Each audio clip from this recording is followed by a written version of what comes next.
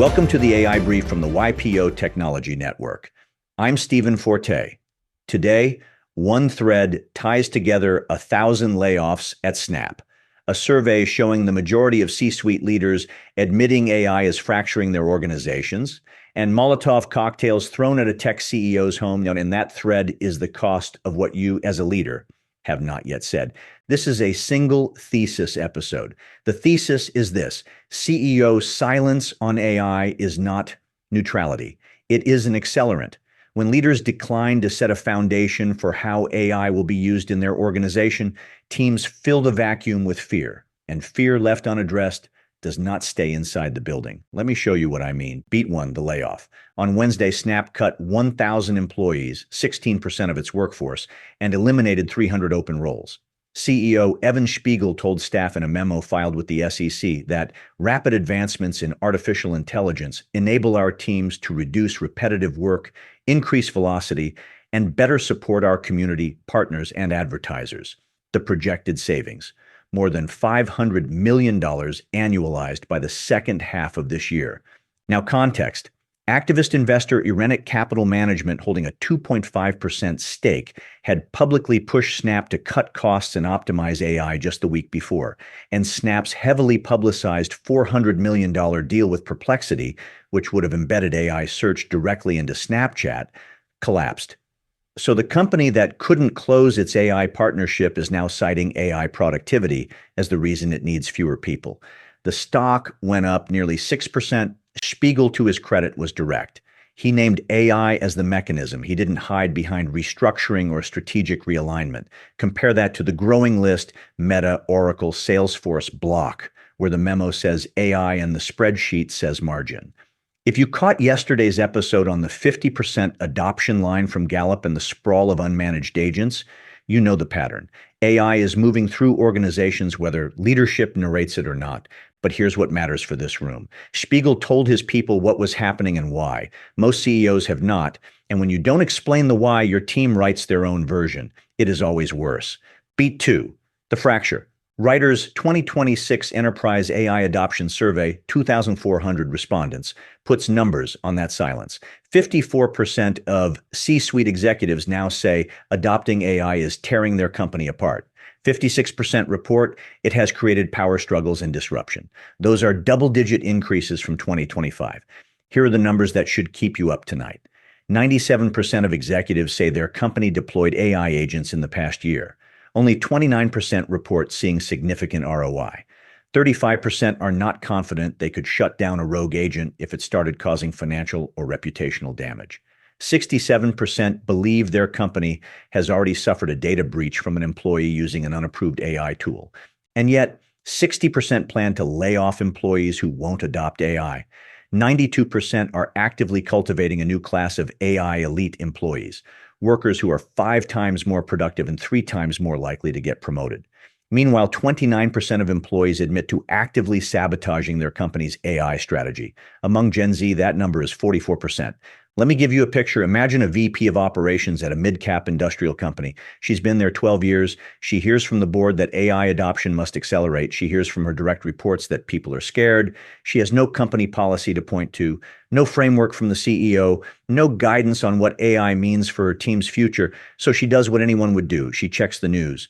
And the news this week says 1,000 people at Snap got a Wednesday morning email because a machine can do what they did. Now multiply that VP by every manager in every company where the CEO has said nothing. 75% of executives in the Reuters survey admit their company's AI strategy is more for show than actual guidance. That's not a strategy gap. That's a leadership vacuum. And vacuums fill with anxiety. Even the $2 million a year executive at a major firm after the second beer will tell you they're worried about their job. Everyone is worried except the owner. And the owner is worried about being outcompeted by someone who deploys AI better and faster. This is a very high anxiety moment for almost everybody. The question is whether you treat it that way and just pretend it isn't happening. Beat three, the violence. On April 10th, A 20-year-old named Daniel Moreno Gama traveled from Spring, Texas to San Francisco's Pacific Heights neighborhood and threw a Molotov cocktail at the gate of Sam Altman's $27 million home. He was arrested an hour later outside OpenAI headquarters, where security footage showed him hurling a chair at the glass doors and threatening to burn the building down. He was carrying a jug of kerosene, a lighter, and a manifesto warning of humanity's extinction at the hands of AI.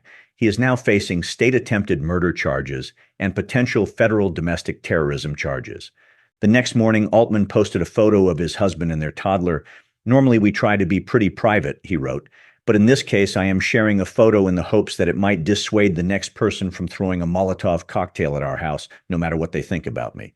It did not dissuade anyone. Early Sunday morning and 2 days later, 2 more individuals were arrested after firing a gun near Altman's home. And 6 days before the Altman attack in Indianapolis, Councilman Ron Gibson woke at 12:45 a.m. to 13 bullets tearing through his front door. A note under the doormat read, "No data centers." His 8-year-old son was in the house. The day before, that son had been playing with Legos at the dining room table. Steps from where the bullets landed, Gibson's offense, he had supported a $500 million data center rezoning vote in his district. 2 incidents, 2 cities, 1 week, a tech CEO, and a city councilman. The common denominator is not the technology itself. It is fear that has nowhere constructive to go. A Quinnipiac poll from March found that 55% of Americans now say AI will do more harm than good in their daily lives. An 11-point jump in 1 year, 80% are concerned, 65% oppose data centers in their communities. The Stanford AI Index reports that the United States has the lowest trust in its own government to regulate AI responsibly of any country surveyed, 31% against a global average of 54%.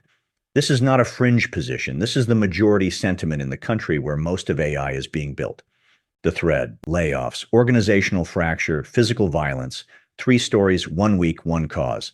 The absence of a credible voice saying, here is what this means for us, here is how we will use it, and here is what it will not replace. Having no AI policy as a policy, you're just letting CNBC, the algorithm, and a 20-year-old with a manifesto set it for you. And fear, unaddressed, does not stay theoretical. It moves from anxiety to sabotage to resignation letters to apparently kerosene. Now, a rhetorical foil. Some of you are thinking, I'm not Sam Altman. Nobody's throwing firebombs at my house, and that's fair. But the violence is the extreme expression of a sentiment that already lives inside your organization. When your best people are quietly updating their resumes because they read about Snap on Wednesday morning and you haven't said a word, that is the same fear, just wearing business casual. Here's what AI actually is for most knowledge workers. It's a digital employee. It is there to handle the reporting, the meeting prep, the PowerPoint, the Excel model at 11 p.m. that nobody enjoys building, the mechanical work so your people can go home for the soccer game. So the late nights get shorter. Most late nights are not strategic work. They are production work that a machine now handles.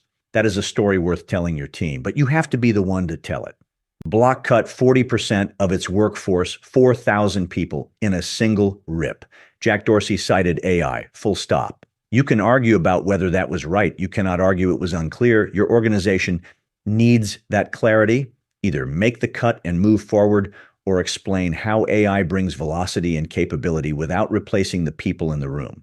But do one or the other. The middle, the silence, is where the damage compounds. Close.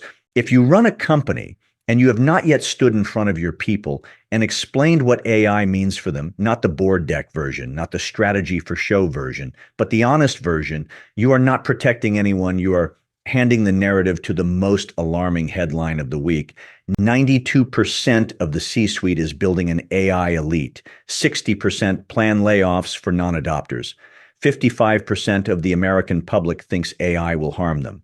And somebody shot 13 rounds into a city councilman's front door over a data center. The question is not whether your people are afraid. They are. The question is whether they hear it from you or from the world. Silence is a position, just not one you'd choose if you thought about it. That is the YPO Tech Network AI Brief for Thursday, April 16th. I am Stephen Forte. If this was useful, send it to a fellow member. I will be back Friday with more. Until then, stay sharp.